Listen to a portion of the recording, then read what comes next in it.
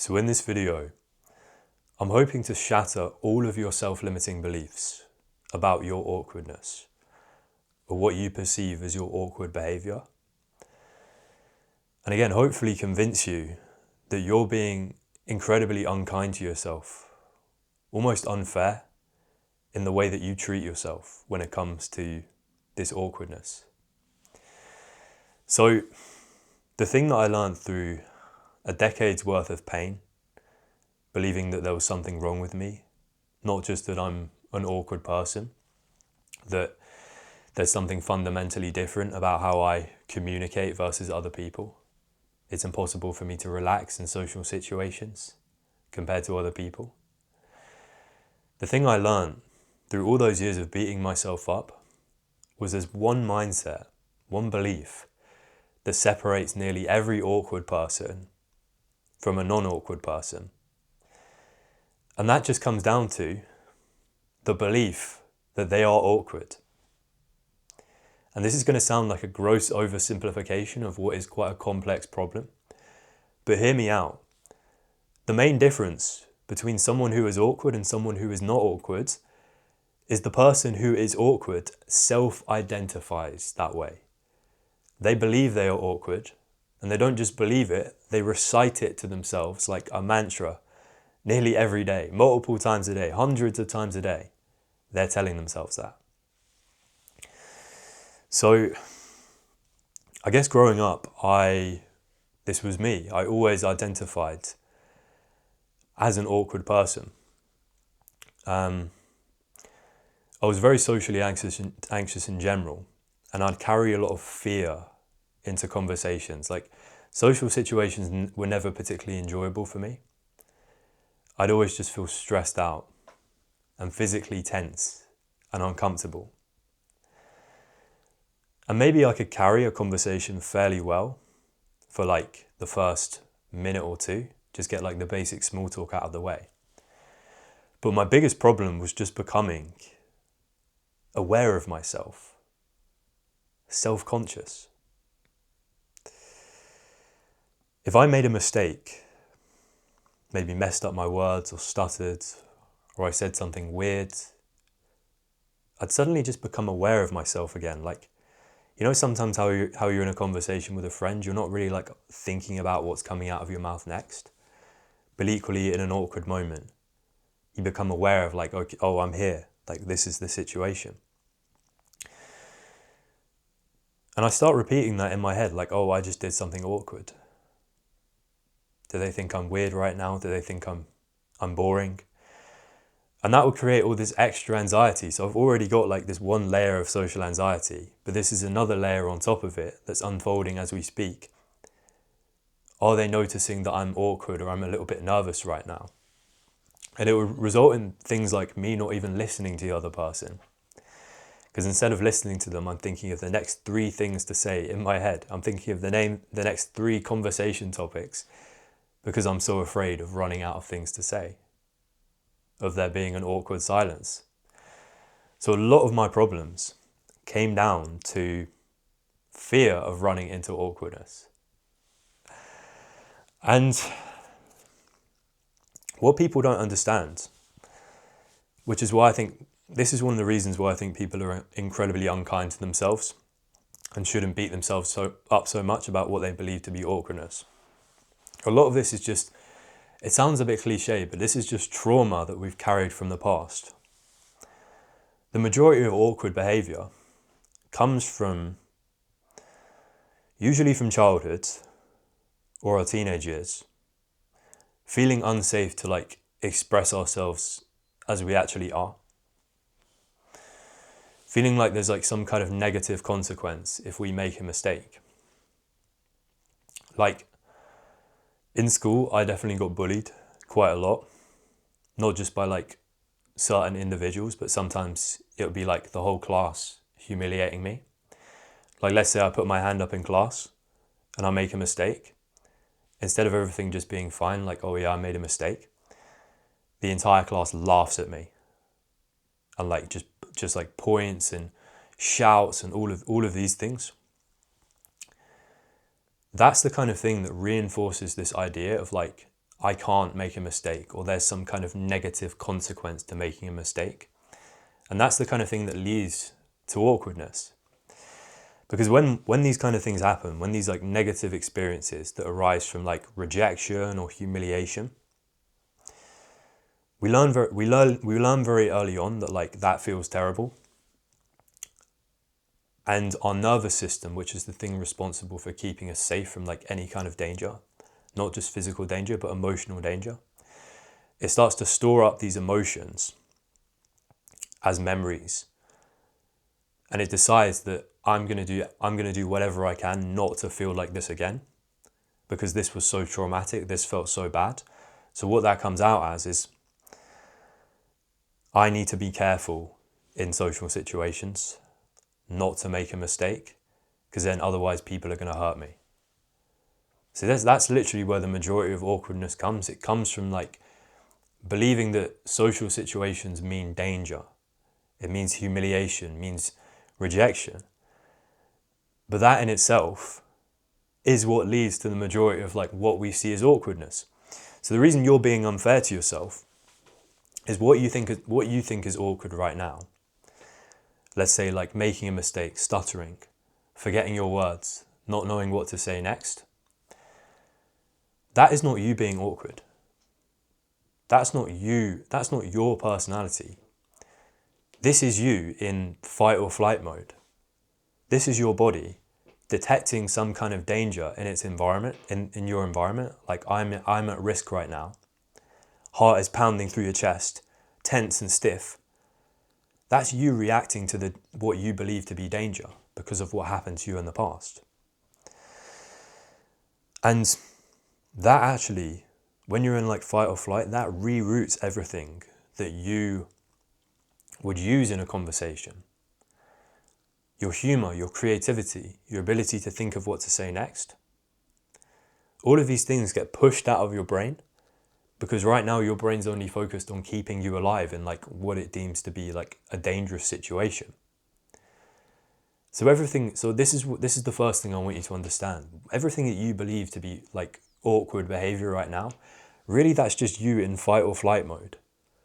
Like when you're feeling safe, when you're like around your friends who you trust, you're not awkward. You're not awkward. And it's not just as simple as, oh, I trust these people. That's how you really are when you're not in fight or flight mode. So first of all, just get it through your head right now. You are not awkward. You're probably just in fight or flight. You're probably just reacting to some kind of danger.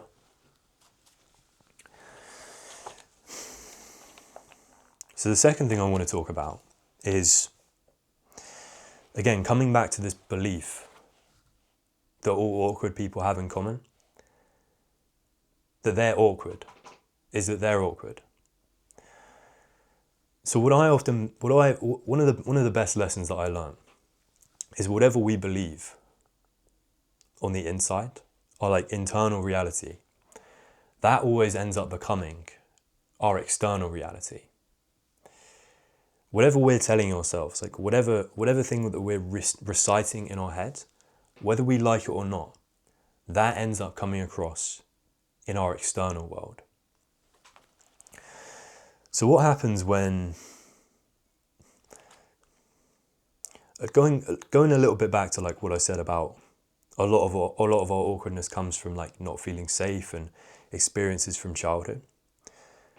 Most people deem themselves to be awkward based off of like the reaction of others. Like you'd probably agree with this. When you have an awkward moment, when you make a mistake and you kind of see other people react around you, like maybe some of them are laughing, maybe someone looks like a little bit uncomfortable, you use that as evidence. You collect this as evidence that you are awkward and you start to identify as an awkward person. But the thing is, oftentimes, this is like the paradox of it all. We're operating in this like weird loop. Oftentimes you only made a mistake because of this belief that you were awkward. They only reacted this way because of what you're believing on the inside. The thoughts you had on the inside started to affect the world around you. And this comes down to something called the law of state transference, which is like, it dictates that whatever emotional state you're feeling on the inside, that's what the people around you feel. this ends up rubbing off on the people around you. Whether you like it or not, like, this is not something we can control. Oftentimes, if I'm feeling happy, if I'm in a good mood, if I'm positive, I'm radiating this positive energy, which is nice for other people.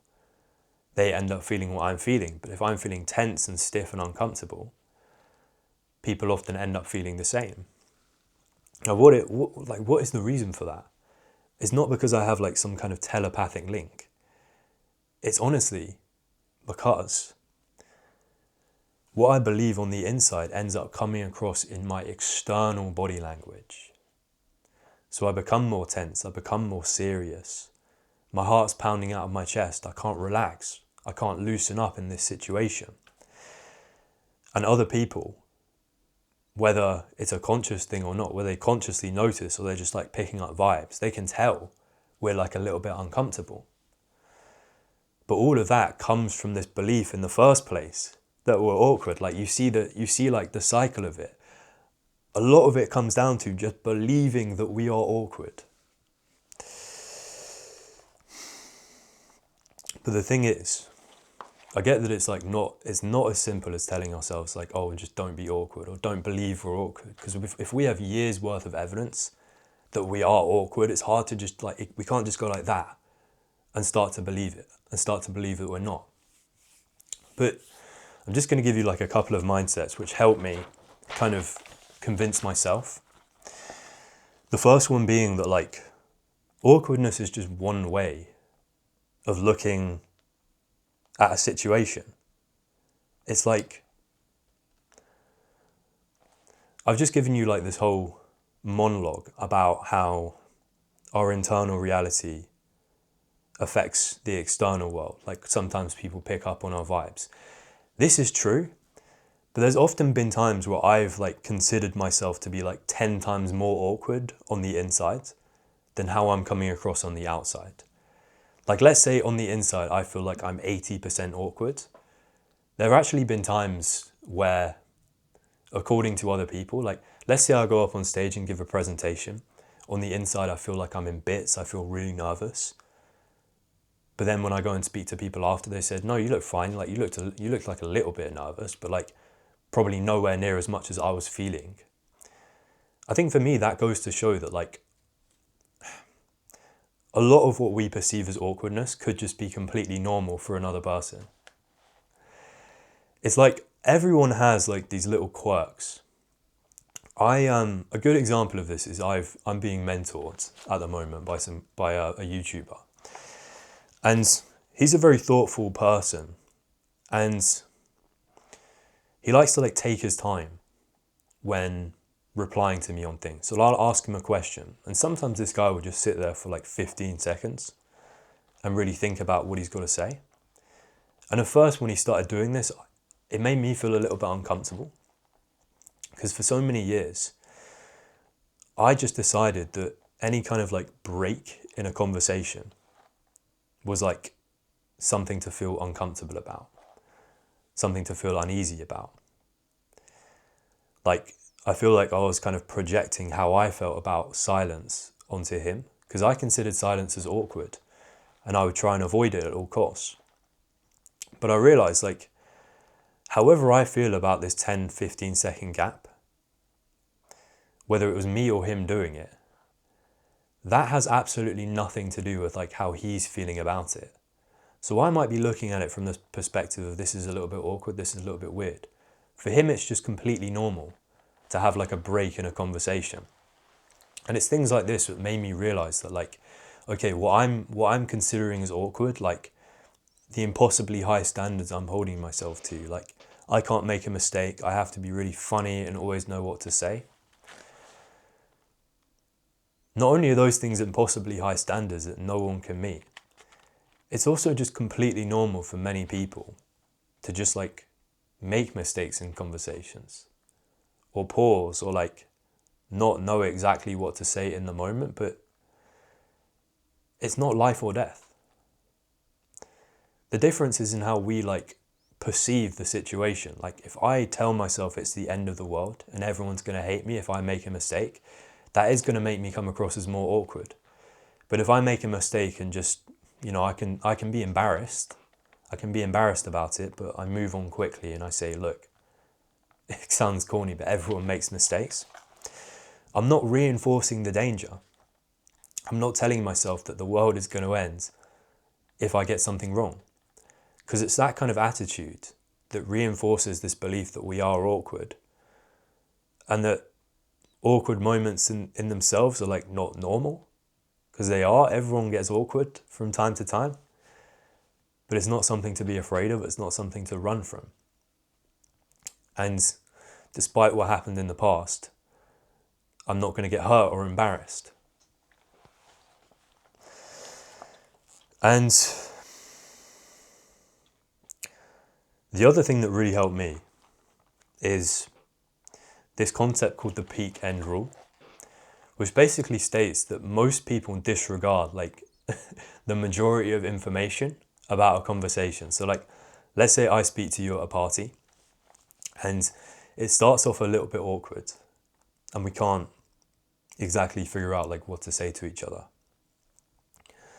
But then once we get to know each other a little bit better, we get out of the small talk phase. It actually becomes like a pretty fun conversation and we share a few laughs.